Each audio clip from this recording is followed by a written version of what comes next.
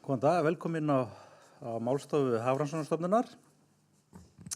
Gleðilegt að sjá marga í húsi og það eru margir hérna á Teams-fundinum. Smá hérna upplýsingar í upphafi. Við erum með upptöku í gangi á Teams og ykkur er velkomið að spurja í lok fyrirlestrar á Teams. Rétti bara upp hönd og hérna, en passið orðavalið. Við erum í upptöku, beinu streymi. Herðu, í dag fáum við sérfræðing hérna Hafrannsóknastofnun til þess að halda fyrirlestur. Það er hún Anna Heiða okkar sem hefur starfað hérna sem fiskifræðingur á Hafró frá árinu 2015. Hún vinnur á uppsjóðarsviði við rannsóknir á vistfræði makríls og kolmunna og tekur þátt í stofnmati fyrir þessa stofna innan vébanda Alþjóða Hafrannsóknaráðsins. Anna Heiða ber ábyrgð á þátttöku Íslendinga í svokölluðum makrílleiðangri sem að Hafrannsóknastofnun hefur tekið þátt í árlega síðan árið 2010 ásamt því að taka þátt í margvíslegum alþjóðlegum rannsóknarverkefnum sem tengjast uppsjónum og tekur þar meðan annars þátt í Norðurslóðasamvinnu fyrir hönd Íslands og leiðbeinir nemum. Hún Anna Heiða er með meistara- og doktorspróf í líffræði frá Memorial Háskóla í Kanada og vann á Hafrannsóknastofnunni í Færeyjum áður hún kom hingað árið 2015 eins og áður sagði. Í dag ætlar hún að fjalla makríl og reyna að svara spurningunni, má búast við makríl í sumar? Gjörðu svo vel, Anna. Takk, Leifur. Það byrja að segja gaman að sjá marga í dag, fólk úr öllum áttum, ekki bara innan hús, bara velkomin.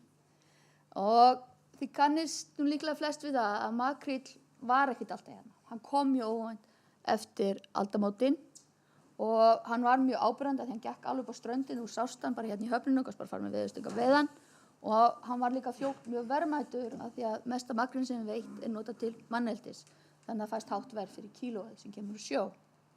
Og við viljum byrja að rifja upp söguna. Hérna eru bara fréttaúrklippur frá 2010 og það er verið að tala það að það sé bara makríll allstaðar upp í fjörum frá öllu Reykjanesinu.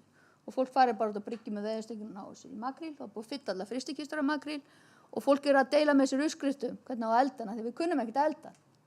Þannig að þetta var aðal fréttin þá. Og balli heldur áfram. 2013 þá var makríllinn kominn með frá ströndinni, líka með frá öllum Vesturlandinu, kringum Vestfirði og alveg í Húnaflóann. Þannig að smábátasjómennirnir á Hólmavík eru bara að moka upp fiskinn og þeir líkja þessu við annað síldarævintýri sem var náttúrulega bara alveg frábær. En svo 2020 þá er ballið búið. Þeir fara náttúrulega að sjó aftur smábátarnir en það er engin makríll. Þannig að þeir bara pakka saman, buddan er tóm. Þannig að þá vitum við það, þetta er svolítið mikilvægt ártal 2020, ballið búið. En nú skulum við skoða peningahliðina og þið sjáu að hérna, þetta er sem sagt útflutningsverðmæti á uppsjávarfiskafurðum einungis og þetta appelsínugula er makríllinn. Og við sjáum hérna að byrja hérna 2008, pínlítill útflutningur, svo hækkar þetta mjög hratt hérna 11-12, hámarkið er 2014, 24 milljarðar, svo hérna síðustu 2 árin hefur þetta verið svona í 10 milljarðar. Og þessi afli er náttúrulega ekki frá smábátunum, heldur er náttúrulega aðalveiði náttúrulega frá stóru uppsjávarfiskaskipunum. Þannig að þau hafa haldið áfram að veiða makríl og skapa mikið verðmæti þótt að makríllinn sé ekki ennþá hérna við landið. Og þá ætlum við bara svolítið að skoða í hvaða landhelgi eru skipin að veiða. Og þið sjáu hérna í byrjun, þá er þetta bara hlutfall af afla í íslenskri lögsögu. Og sjáu í fyrsta árin, þá er þetta allt veitt inn í íslenskri lögsögu og við landið.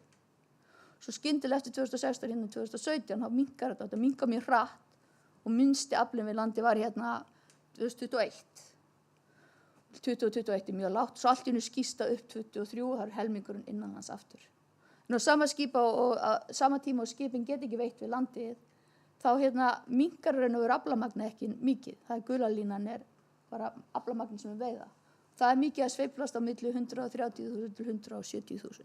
Þannig að þótt að makríllinn gangi ekki upp á landinu, þá eru það ennþá að komast í makríll til að veiða. Og verðmætin er að verða til. Þannig að hérna er einmitt svona kort sem sýnir útbreiðslu á afla 2014 og svo 2020. Og sjáu hvernig makríllinn hangir svona í landgrunnsbrúninni, þar eru aðalveiðarnar, dekkri litur meiri fiskur og 2014 og svo 2020 þá reyna að veiða við Ísland en þeir eru ekki að finna hann og það er svo lítið á honum. Þeir gefast upp og þeir fara og þeir finna hann hérna á alþjóðlegu hafsvæði og veiða heilmikið þar. En Ísland er ekki með samning við önnur lönd, þannig að þeir mega bara veiða á alþjóðlegu hafsvæði eða inn í okkar lögsögu. Það er ekkert annað val sem skipin hafa. En það er nú þannig svona að afli veiðiskipa sko okkur langar að vita meira útbreiðslu stofnsins heldur en upplýsingar sem fáum frá afla veiðiskipa. Því það náttúrulega segir ekkert nákvæmlega hversu stórt útbreiðslusvæði og svo framvegis. Og þess vegna hefur Hafrannsóknastofnun tekið þátt í svokölluðu makrílleiðangri árlega frá árinu 2010. Og þarna sjáum við mynda árna miðjan júlí í makrílleiðangrunum 2016 og það er bara ís hérna jökull fyrir aftan okkur. Og það er nú bara þannig að við förum eiginlega oftast, lendum alltaf ís í þessum leiðangri í júlí. Það er það kalt. Minna fólk á að við erum mjög norðarlega og það er ís fyrir norðan Ísland í júlí. Það er alveg ótrúlegt. Alltaf gaman að fá svo taka myndir líka af svona hlutum. En hvað, við skulum halda áfram með leiðangurinn. Hérna er leiðangurinn 2014. Ég ætla að útskýra hvað þið sjáu þarna. Þessar bláu línur eru siglingaleiðina. Við erum með 6 skip og 5 lönd og öll skipin nota sömu aðferðir, sama veiðarfarið og sömu aðferðina við að nota veiðarfarið og svo framvegis. Og við siglum eftir þessum línum og það sem er hringur er togstöð í yfirborðinu, því makríllinn er í yfirborðinu. Við tókum öll þar í hálftíma og stærðin á hringnum er eftir hvað mikið kom í togið, eftir sem hringunum stærri var meiri fiskur og liturinn á hringnum er fiskurinn, þannig að rautt er makríll, blátt er síld og svo framvegis.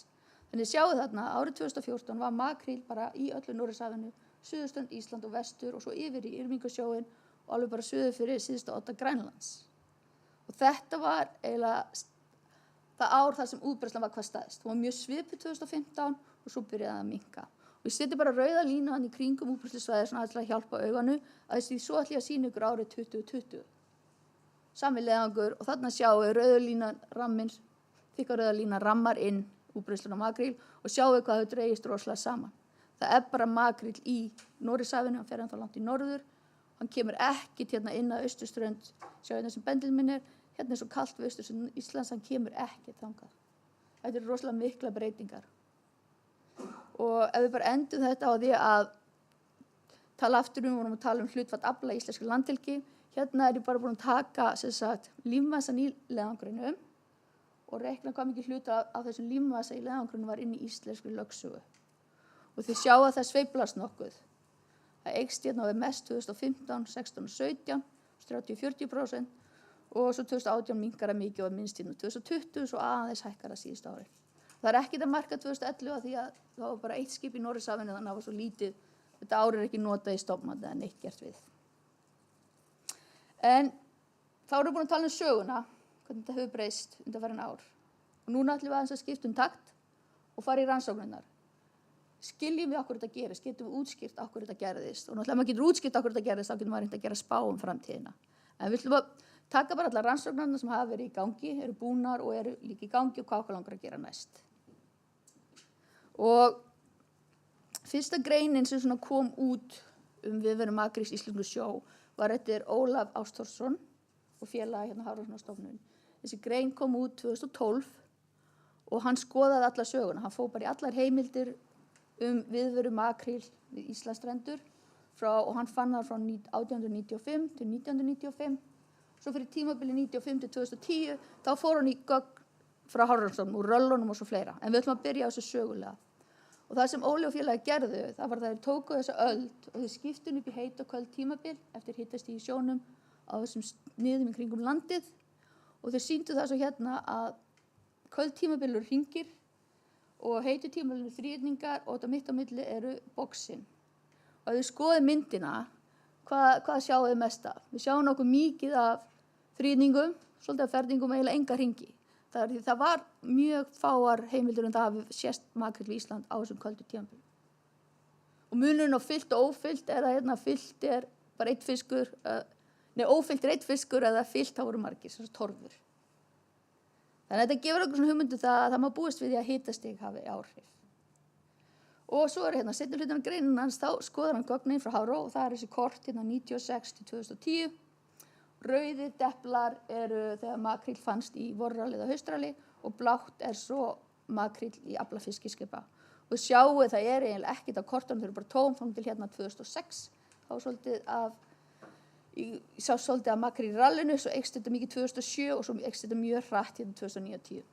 En satt ein ástæðan fyrir okkur á svona mikið rauðum doppum 2009-10 er það að því að makrílleiðangurinn er byrjaður, þá erum við með þessi yfirborðstokstöðar og erum að fá miklu meira makríl. Þannig að eftir að tekið saman öll þessi gögn yfir meira en 100 ára tímabil, þá komu Ólafur félaga minn okkar tilgátur sem þeir sögðu að getur mögulega haft áhrif á þetta. Það voru sem sagt hitastigsbreytingar, framboð á æti, samkeppni æti við aðrar fiskitegundir eins og síld og kolmunna. Svo er náttúrulega stofnstærðin og aldurs- og stærðarsamsetning í stofninni. Og ef maður svona skoðar þessa hluti, þá getur við svolítið skiptust í svona 3 mismunandi hluti.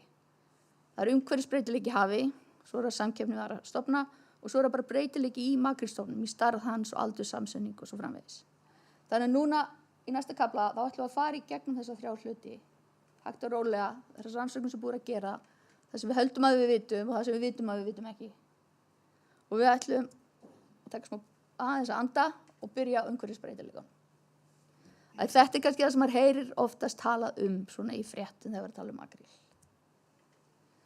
Og til þess að geta rannsaka fiskinn, það er ekki nóg að bara telja fiskana, heldur þurfum við líka að mæla umhverfið sem við lifum í og það er það sem er gert í makrílleiðangunum. Þetta er það sem við köllum vistkerfisleiðangur, að því við mælum marga breytir í vistkerfinu. Við mælum hita á hverju einustu togstöð þar sem við mælum magn af makríl, þá mælum við líka hitastig og seltu og átumagn, frumframleiðni og næringarefni. Þannig að við höfum þessar upplýsingar til að vinna með og svo eru náttúrulega líka komin í dag alls konar módel sem nota mælingar og upplýsingar sem höfum mekanismana hvernig það virkar til að spá fyrir umhverfis aðstæður hverjum einasta degi fyrir allt árið á svona griti sem næri yfir allt hafsvæði heimsins og við nýtum okkur það líka í rannsóknum. Þannig að það eru komnar 2 greinar og ein hefur verið samþykkt til birtingar sem er hérna og það nota allar hitastig og svo frumframleiðni og átu og svo framvegis og niðurstöðurnar eru þær að á sumarfæðutímabilinu þegar makríll er hérna í Norðaustur-Atlantshafinu, þá í Norðurhöfum sem sagt, þá finnum við hann það sem hitastig er á bilinu 5-15 gráður. En það er meiri líkur á að finna það sem hitastig er 8-13 og þéttleikinn er alltaf meiri þar. Þannig að hann vill vera í svona 8-13 gráðum en hann getur farið í kaldara. En það merkilega við það er líka það að áhrif hitastigs eru staðbundin. Það er ekki allstaðar sumarútbreiðslusvæðinu þar sem hitastigsbreytingar hafa mikil áhrif á makrílútbreiðslu. Og þau breytast líka eftir aldri. Það eru meiri áhrif á litla fiska heldur en eldri og stóra fiska. Þannig núna ætlum við að fara aðeins, nú er ég búin að segja ykkur niðurstöðuna, núna ætlum við að kafa aðeins dýpra í þetta og skoða hvað það þýða. Hérna er bara kort sem sýnir yfirborðshafstraumana. Rautt er heit Atlantssjóninn sem flæðir hérna norður eftir inn í Norðurshafið og kemur ein greinin hérna meðfram suðurströnd Íslands og svo er blátt er náttúrulega kaldi pólsjórinn sem kemur niður. Þannig að makríllinn vill vera það sem er rautt, hann vill ekki vera það sem er blátt. Og niðurstöðurnar sýna það að áhrif hitastigs á hvort makríll er þarna ekki eru mikil þar sem allt er appelsínugult. Það eru svæði þar sem straumandi mæta. Makríllinn getur ekki verið í þessu, hann bara frýs og deyr. Hann vill vera hérna, en hérna getur hann verið, en það fer svolítið eftir hvernig hitastig er á þessu svæði. Það skiptið og svæði þar sem straumandi mætast, það færist aðeins svona ár frá ári, þetta er eftir áhrif. Og þannig að þá erum við búin að finna út úr því. Það er litlar hitastigsbreytingar hérna í miðju Norðurshafinu, þær hafa ekki stór áhrif á útbreiðslu breytingar í makríl milli ára og heldur ekki hérna fyrir sunnan Ísland. Hitastig er rosalega mikið á milli 10 og 11, breytist lítið og það er ekki að hafa áhrif. En það sem gerist hérna á appelsínugulsvæðinu hefur áhrif. Og þá langar mér svolítið að fara að tala um það sem er núna í gangi. Við höfum svolítið verið að spá í þessu svæði þarna fyrir austan Ísland. Þetta er rosalega kalt þarna, kemur kaldur pólsjór og það er rosalega kalt þarna allt árið kring nema rétt á sumrin. Þá kemur sem sagt sólin, hún hitar upp yfirborðið og gerir það nógu heitt fyrir makrílinn. En það er svolítið breytileiki í hversu hratt þetta yfirborð hitnar og hversu vel það helst að brotningi niður. Þannig við höfum svona aðeins byrjað að skoða breytileika á hitastiginu fyrir austan á milli ára. Þannig við viljum að taka okkur tíma að fara í gegnum þetta sem er að koma núna. Ok, þannig að bláa feitalínan afmarkar svæði þar sem við höfum farið og tekið hitastig á hverjum degi úr módeli frá Copernicus í yfirborðshitalaginu, við getum skilgreint það. Og frá 1. maí til 30. september og höfum skoðað hvernig að þetta svæði hérna hitnar. Borið það saman á milli ára frá 2010 til 2021. Og þegar ég horfa á þessa myndina þá sjáum við að makríll hann getur verið hérna segjum bara 8 til 15, þannig allt sem er gult og appelsínu gult, þar vill makríllinn vera. Hann getur ekki verið það sem það er blátt og bara deyr hann, kalt fyrir hann. Þannig að það sem við gerðum er að við reiknum hversu stór hluti af þessu svæði sem er afmarkað af svörtu línunni er nógu heitur fyrir makríll til að vera. Hversu stór hluti er gulur eða appelsínugulur. Og skoðum hvernig þetta hlutfall breytist eftir því sem líður á sumari. Það er eins og appelsínugulutur myndi færast hérna upp og fylla upp í svæðið. Ok. Og bara til að sýna ykkur hvernig á að lesa þessar myndir. 0 er 1. maí og þið sjáu það bara pínlítill hluti af svæðinu er nógu heitur. Þetta er hérna 8 gráðunar í feitalínan og það er eins og við sjáum þetta hérna, bara pínlítið af svæðinu. Það er allt hérna fyrir sunnan þar sem Atlantsjórinn er. Og svo framvegis og svo sjáum við hérna byrja sólin að skína og hita upp yfirborðslagið og þá hækkar hlutfallið af þessu svæði sem verður nógu heitt. Þannig að 15. júlí eru 75% orðin 7 gráðu heitt. Þannig að þetta appelsínugula væri þá komin eitthvað hingað upp. Og svo framvegis. Þannig að við erum öll komið þetta á hrein. Því núna ætlum við að skoða öll árin. Það er nefnilega rosalega mikil breytileiki árum á hvað tíma, hvernig þetta svæði hitnar á sumri. Þetta eru mörg ár, þannig við ætlum að líta á öfgana. Það er það sem hringirnir eru. Þannig að 2014 var mjög heitt ár. Það var akkurat mesta útbreiðslan. Og þið sjáu hérna 2014 þá er bara allt svæðið eiginlega orðið nú heitt fyrir makríll. Það er eins og 2014 þá væri bara allt þetta svæði hérna sem húsin er núna appelsínugult og gult. Það var ekkert blátt. En ef við fyrir svo 2020 hérna þá sjáum við að þetta er ekkert að hækka. Það var rosalega kalt sumar fyrir austan í sjónum. Og það kom bara smá hérna í ágúst. Þannig að þá hélst þetta bara svona. Þetta hérna var bara allt blátt, allt sumar, alveg þangað bara sent í ágúst, þá kom eitthvað pínu. Þannig að það var miklu kaldara í yfirborðslaginu 2020 samanborið 2014. Og líka ef við berum bara saman öll ára þá sjáum við að mikil breytileiki í lögunum á þessari kurvu. Þetta er ekkert alltaf eins. Og já, þannig að þetta eru svona rannsóknir sem við erum að byrja með og þurfum svolítið að kafa dýpra í og athuga hvort þetta getur mögulega verið að hafa áhrif. Ok, þá nú erum við búin með þetta með hitastigið og þá ætlum við að enda þetta á því að fara í áhrif á stærð. Yngri makríll er minni, greining var gerð út frá aldri og eftir sem hann er minni þá er hann ekki eins feitur og þá þolir hann verr kaldari hitastig. Þess vegna eru stærstu makríllin alltaf fremst þar sem straumarnir eru að mætast af því þeir þola betur að fara inn í kaldari hita, geta skotist inn í 5 gráðurnar og það er líka gott fyrir makrílinn að vera þar því það er aftur rosalega mikið æti þar. Það er alveg æti allstaðar en það er alveg ekstra mikið þarna sem mætast að mesta framleiðin í hafinu þar sem straumarnir mætast. Og núna ætlum við aðeins að taka stöðuna, við erum sem búin að tala um hitastig, það er engar rannsóknir verið gerðar athuga áhrif seltu á makríl. Og alltaf þegar við höfum verið að skoða hitastig þá höfum við líka að skoða átomagnið í þessum mótölum sem við keyrum og það hefur pínulítil jákvæð áhrif. Ef það er meiri æti þá er aðeins meira makríl að líklega verið þar en það er rosalega veik áhrif. Það er bara rétt svo marktækt. Og við höfum keyrt líka með frumframleiðni í greininni sem var komið út núna og það hefði engin áhrif. Það var bara frumframleiðni á hverju degi á öllu svæðinu og það var ekkert samband á milli. En það er náttúrulega langt að fara frá frumframleiðni í makrílmagnin. Nú það er búið að prófa það. Svo er það síðasta næringarefni. Það er allir komið kenningu sem kannski ekki margir vita af en var sett fram fyrir nokkrum árum. Og það er spurning hvort hún sé líka hluta gátunni. Næringarefni eru efni sem þörungarnir þurfa til að frumframleiða. Þannig að ef það er ekki næringarefni þá er ekki frumframleiðni, þá er ekkert æti og þá er engin makríll. Þegar hann er ekkert að éta. Hann er náttúrulega að leita mat. Og hérna erum við að tala um sílikött sem er eitt af þessum næringarefnum. Og ef við byrjum á kortinu þá er þetta bara styrkur sílikata yfirborðslaginu á sumri til og rautt meira, blátt minna og þið sjáu það er alltaf mjög lítið magn af næringarefnum hérna fyrir sunnan Ísland í djúpinu og gráu línurnar eru makrílgönguleiðin. Þannig að höfundarnir, þetta var hérna Selma Pakaris og fleiri sem gáðu þessu grein út og höfundarnir segja að ástæðan fyrir að því að svo lítið næringarefnum og lítil framleiðni fyrir sunnan Ísland þess vegna kemur makríllinn alltaf upp með Langurbrúnni og gengur þar vestur. Hann hleypur ekki bara beint yfir frá Írlandi yfir til Labradorshafs. Og þá erum við komið svona breytileikan í næringarefnunum og svo hitt línuritið. Þetta sem sagt styrkur þessa sílikata í Noregshafi, á 3 mismunandi stöðum í Noregshafi og hvernig hann minnkar frá 1990 til 2014. Og höfundarnir segja að af því að sílikatinn minnkaði, þar að leiðandi var minni frumframleiðni og þar að leiðandi í Noregshafi og minna æti í Noregshafi, þannig að makríllinn varð að fara eitthvað annað að leita æti. Þetta hefur ekki verið uppfært síðan 2014, þannig veist nú makríllinn hættur að koma að því að það er meiri sílikati í Noregshafi, ég veit það ekki. En veist, man það líka að setja svona öðruvísi kenninga með til að sýna kannski að þetta er mjög flókið og það er mjög líklega margir þættir sem hafa áhrif á mismunandi tímaskölum og svoleiðis. Ekki láta þetta alveg, að því núna erum við svo búin með umhverfisbreytileikann og núna ætlum við að fara að tala um stofnstærð og samsetning á stofni, þá er það aldurinn á hvað árgangur er dominerandi í stofnunum og svo framvegis og byrjum á stofnstærðinni. Það er alltaf gott að taka smá svona pásu og ekki hlaupa bara graf í graf. Þannig að hérna eru niðurstöður úr stofnmatinu síðasta. Á X-ásnum eru við bara með hrygningarstofninn í milljónum tonna.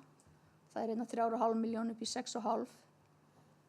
Og á E-ásnum þá eru það niðurstöður úr makrílleiðangrunum. Bara lífmassan úr leiðangrunum sjálfum. Og bara ég tók bara þann lífmassa sem hvað var mikill lífmass á vestursvæðinu. Það var bæði lögsaga Íslands og Grænlands og alþjóðlega svæði hérna á milli landana. Og ef við skoðum þetta, þá er náttúrulega svolítið mikil tengsl þarna á milli. Þegar stofninn er mjög stór, þessi ár, hérna 14 til 17 ár, þá var mesti lífmassin á vestursvæðinu í júlí. Og svo eftir að stofninn fór að minnka, þá bara hætti hann að ganga eins mikið í vestur. Og þetta er nýjasta stofnmatið, eins og þið sem þekki makrílstofnandi vel, það breytist alltaf svolítið hverju árinu, sko. Þetta er að nýjasta sem við erum besta matið á því. Og hvernig lítur þá framtíðin út? Ef við sjáum, það er tengsl, stærri stofn, stærra útbreiðslusvæði líklega að koma í vestur. Hérna er stofnandi aftur. Bláa línan er bara hrygningarstofninn með spánni fyrir stofnstærð í ár og næsta ár. Og það er enginn að spá því að stofninn fari upp, bara verði svona lítill áfram. Haldist eiginlega í stað og græna er svo nýliðunin, þannig 2 ára og það er engin stóri árgangur að koma inn. Þetta er ekki búaleg, lítur eitthvað vel út.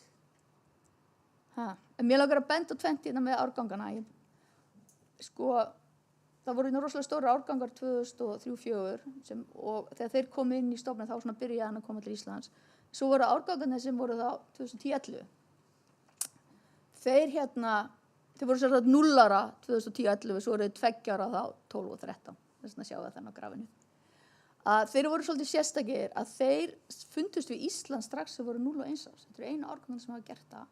Og þeir báru alltaf svolítið upp lífmassan sem var í vesturgöngunni. Og hérna líka sýningur ætlum við að fara yfir í vorrali og Hafró og haustralið.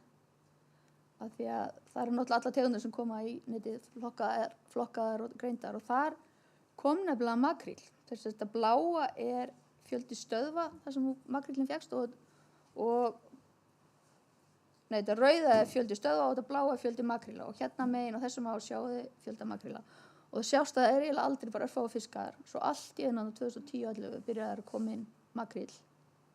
Og þetta var í byrjun bara pínlítill fiskur, 0 ára fiskur, svo 1 árs. Svo eftir sem árun liðu þá hélst hann inn í haustralinu og þá var þetta stærri fiskur. Og þetta hefur bara ekkert gerst aftur. Svona lítill fiskur, 0 ára fiskur hefur komið inn og haldið sér inni. Ég get alveg sagt ykkur að 24 í vorralinu þá var ekki einasti makríll. Og hérna sjáum við svo útbreiðslan hérna sem kortið eru. Þetta sýnir bara svörtu doppurnar eru það sem makríllinn hefur fundist í haustrali og rauðu doppurnar eru allar stöðvarnar sem er engin einasti makríll. Þannig að svona lítur þetta út. En þá ætlum við að fara að tala um stamsetningu á stofni. Skiptir að máli hvort það er ungur fiskur eða gamall fiskur í stofninum. Og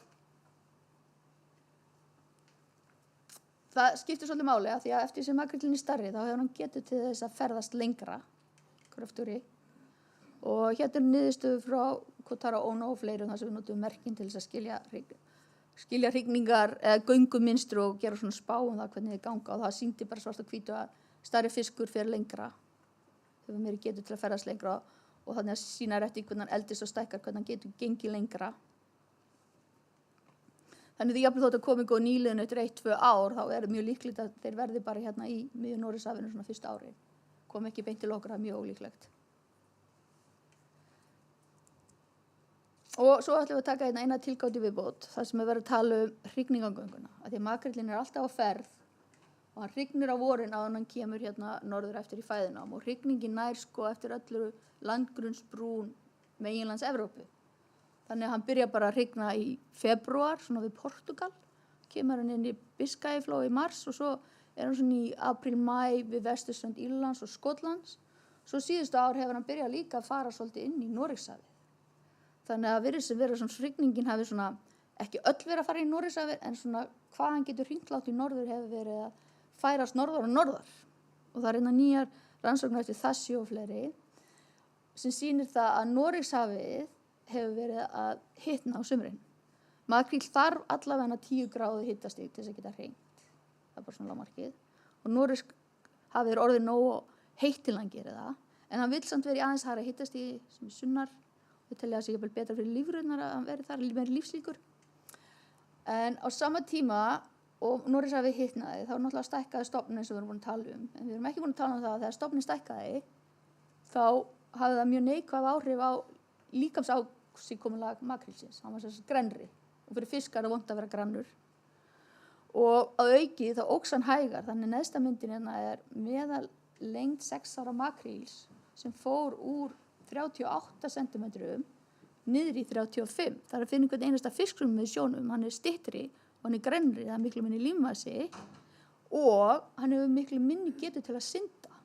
Hann hefur ekki orkun og stærðina til þess að geta synt frá fæðustöðunum alveg suðri Biskajaflóa til þess að hrygna.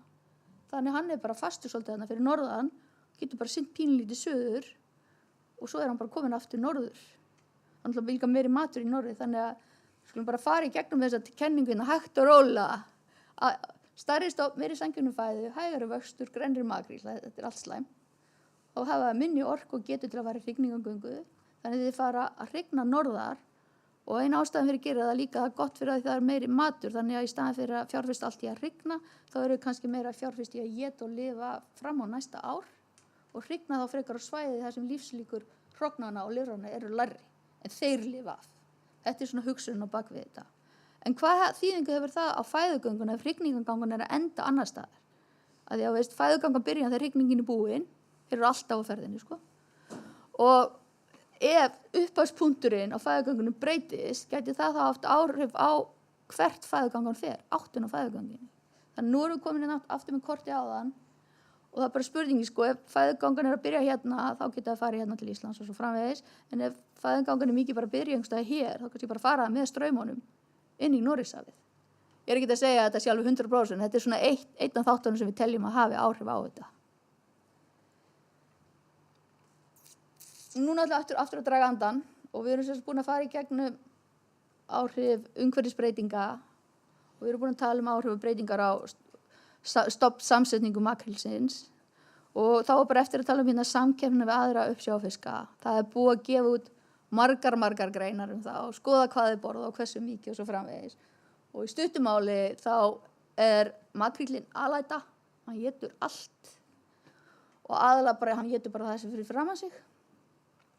Hann er ekki mikil samkeppni við kolmunna því kolmunna er náttúrulega miklu dýpari sjónum, hefur aðeins öðruvísi fæðuval og hann er ekkert í rosalega heldur mikil samkeppni við síldina því að hún er oftar í hans kaldari sjó hún er svona fyrir utan hann í kaldari sjónum og hún étur eiginlega hún er miklu sérhæfara fæðuval.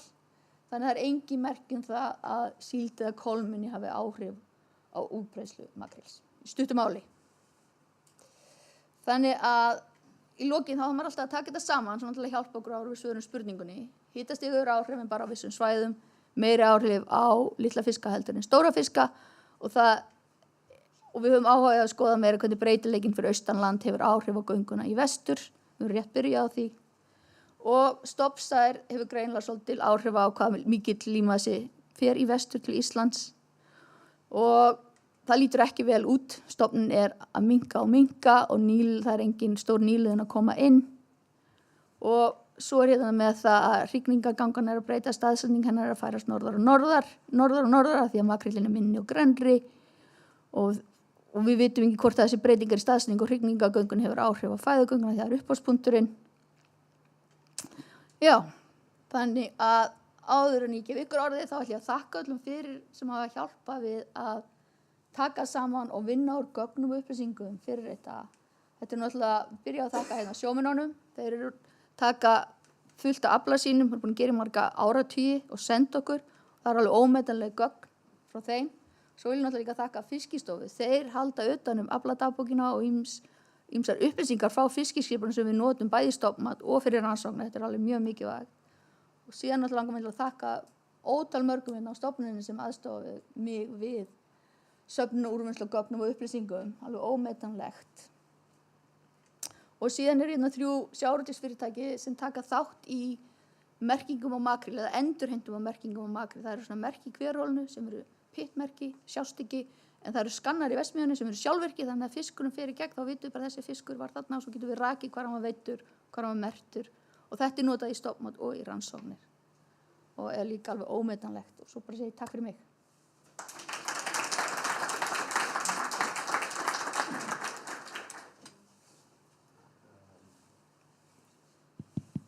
Takk Anna Heiða.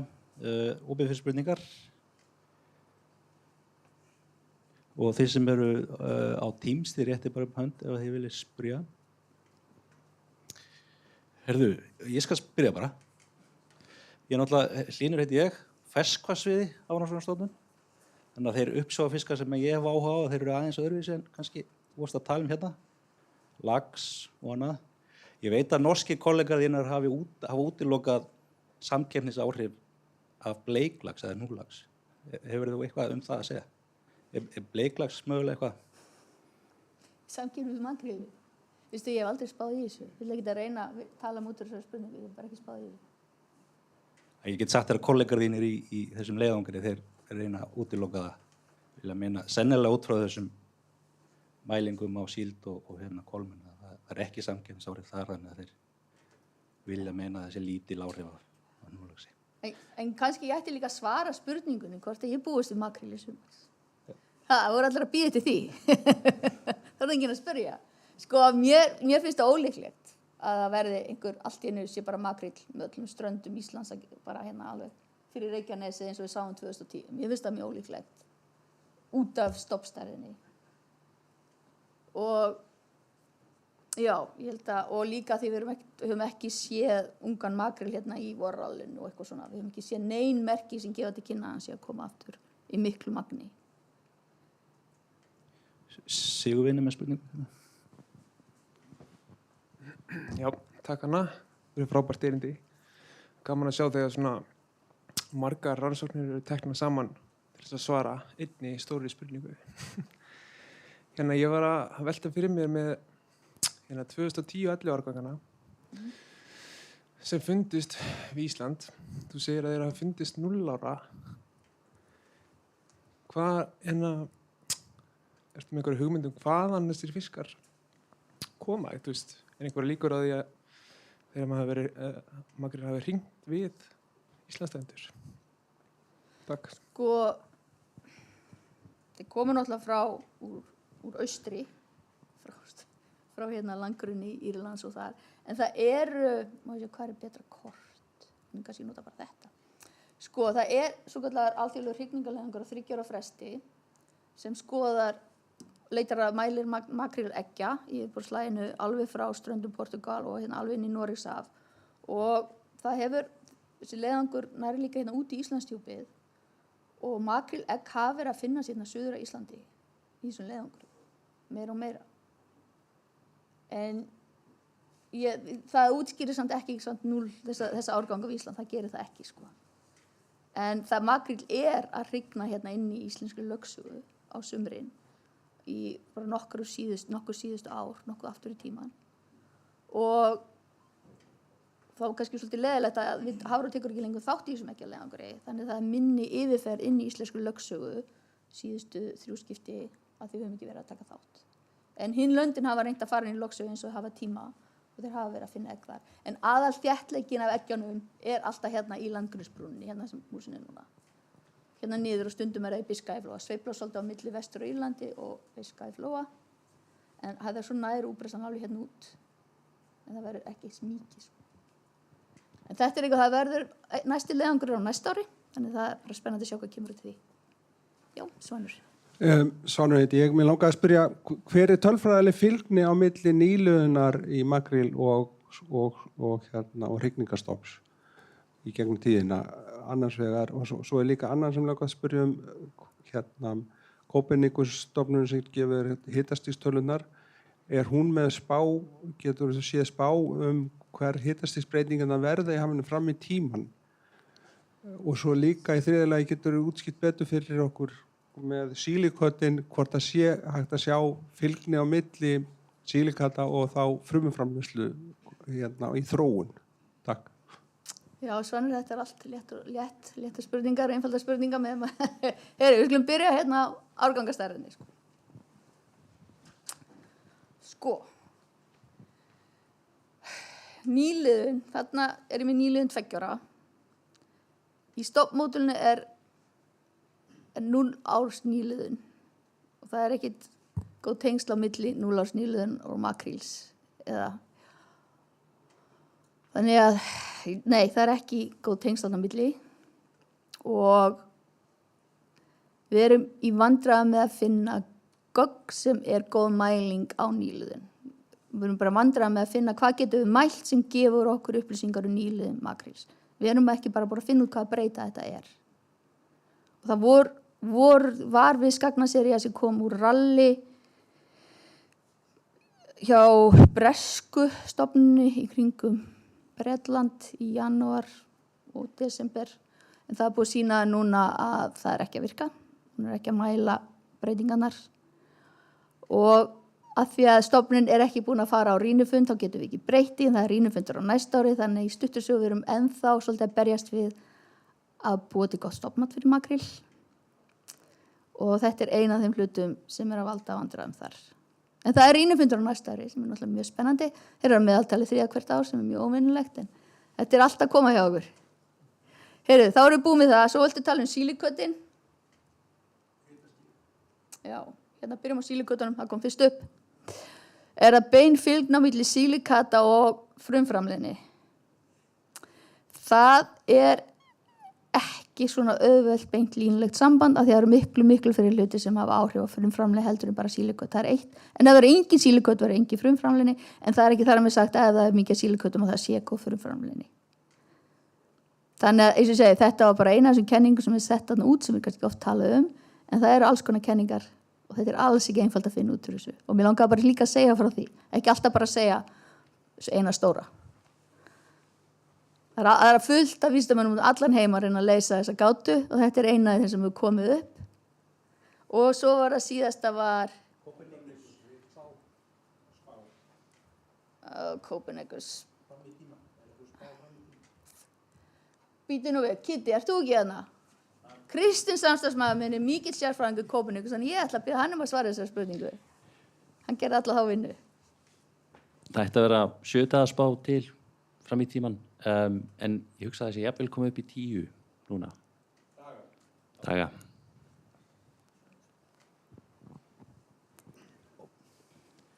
Þú ert næstur, hann var undan. Já, Guðmundur heiti ég hjá Matmálaraðuneytinu. Takk fyrir mjög góðan og fræðandi fyrirlestur. Ég langaði að spyrja það aðeins, þú sagðist ekki vera bjartsýn að það kemur makríll í sumar. Samkvæmt allavega síðasta leiðangri þá mældi þetta ekkert rosalega mikið, það var kringum 20% eitthvað svoleiðis. En mánuði seinna eða hvernig sem veiðarnar byrjuðu þá allavega náðist helmingur af aflanum innan lögsögunnar. Þannig að leiðangurinn virðist ekki vera góð spá fyrir afla á Íslandsmiðum.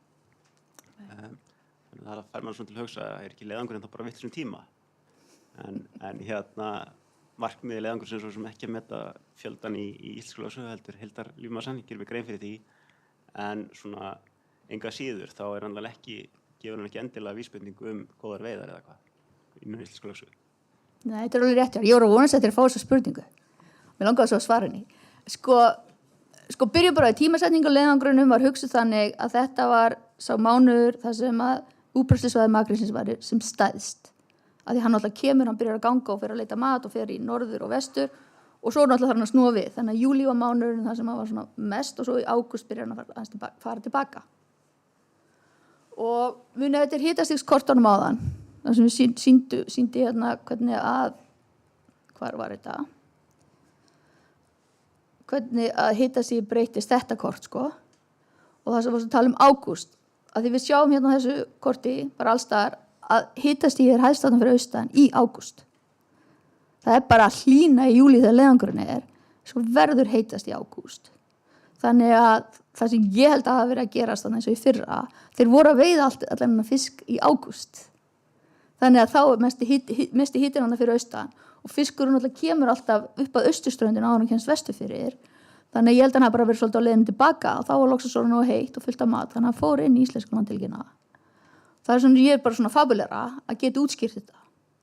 Af því hann var ekkit þarna fyrir sumar á þessu svæði. En þá er bara kaldara, það virðist vera nokkuð svona almennt. Ég skjóta inn einnu, sko, leiðangurinn samkvæmt kortinu hjá þér frá júlí yfir í ágúst. Getur þú sýnt okkur hvernig hann tímalega séð? Já, bara stóra korti með leiðangurinu. Já, þetta. Þetta? Já. Sko, við byrjum öll saman, skipin byrja öll saman, við erum sko samstiltir, við erum bara einn leiðangur og svo bara skiptur stöðunum upp á skipin. Þannig að við skipuleggjum þetta bara sem einn leiðangur.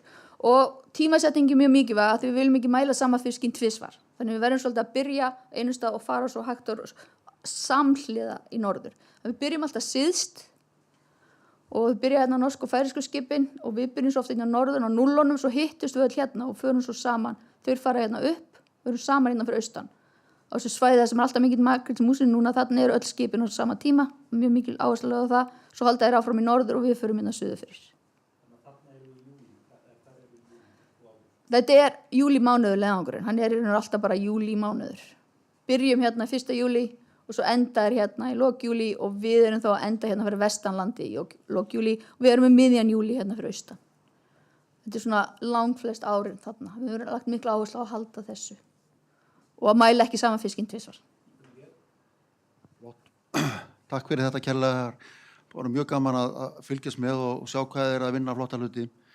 Það er tvennt sem ég að velta fyrir mér og hvort ekki að tengist þetta veðrinu einum öðrum hætti. Það er búið að spyrja hérna kísilinn og minnkandi frambúð á kísli í norðurhöfunum og mér finnst þetta nú liggja dálítið beint við að þetta tengist með einhverjum hætti auknu innflæði á hlýsjó sem að hóstum þetta leyti sem að byrja að minnka. Það er að draga úr þessu og samsetning sjógerða þetta norður frá breytist við það. Bara heyra sko hvað norski kollegaðinu segja við því og hvernig þetta kemur fram til dæmis í frambúð ætis fyrir síld og Barentsafslóðinu og svo framvegis. Hinn spurningin, það er mjög fróðlegt að sjá þessi og gaman að sjá þessi línurit sem að þið Hildur og fleiri hafi gert þarna með millisjóur þetta fyrir austanland og hvenær hann byrjar að lína. Ég dálítið sko erfitt með að skilja það af hverju sjórið þarna fyrir austan hlýnar svona seint, sko. Hann 2 mánuðum seinni, yfirborðslaugin hann 2 mánuðum seinni að lína heldur en gerist til dæmis fyrir vestanlandið. Þetta vegna, sko ekki, sko sólin sama sólarhæð, þetta vegna þess að það liggur þoka yfir þessum hafsvæði fram eftir öllu sumri, eða það bara vegna þess að innflæðið að kaldasjónum svo drjúgt fram eftir öllu sumri og kemur í veg fyrir það að yfirborðslaugin hlýni í raun og veru fyrir þetta sein? Já, ég hef mikið svolítið spáð í þessu. En hérna, ég hef bara sagt þér það, núna á laugardaginn erum við að fara í síldarleiðangur sem fer líka yfir þetta svæði fyrir austan. Og ekki rétt munið að segja hjá mér að við tökum líka svona sjómælingar. Hitastig bara 1-2 gráður í yfirborðinu. Þetta bara kemur svo mikil pólsjó hana niður og það hefur verið að aukast sko magni af pólsjó sem kemur hana niður síðustu ár. Og það nær bara að sólin ekki nógu sterk og náttúrulega svo lengi stagurinn og sólin verður sterkari og ég veit ekki með þokuna, það er fullt af fólkinn inni sem veit meira austfjarðarþokun en ég. en þetta bara, og þetta er líka alla mælingarna sem Hafró hefur gert, þau sýna það sama. Þetta ekki bara þessi Kópernikusgögn sko, þetta bara mjög, og ég held að maður átti sig ekki á það nema þegar maður þarna, hvað það rosalega kalt þarna og það kemur alltaf jafn mikið óvart. Maður bara, það er bara ískalt. snjóar á okkur stundum það sver í mæleiðangrunum sko. Og já, maður fattar þetta ekki alveg sko, hvað þetta er mikil kuldi og ég held að maður fattar oft ekki hvað það er rosalega mikil munur á lífríkin í pólsjónum og svo Atlantsjónum og hvað þetta er áhugaverð svæði það sem er mætast en svo leiðu þessi mörk það sem er mætast færast aðeins, þetta hefur rosalega áhrif á lífríkið og þannig gæti að vera áhrif á makrílinn sko, minka líkundan á hann gangi í vestur. Ég sjá að það eru mörg horn að líta fyrir fiskifræðinga, einhver lokaspurning? Ef ekki þá bara þakka kærlega fyrir Anna Heiða.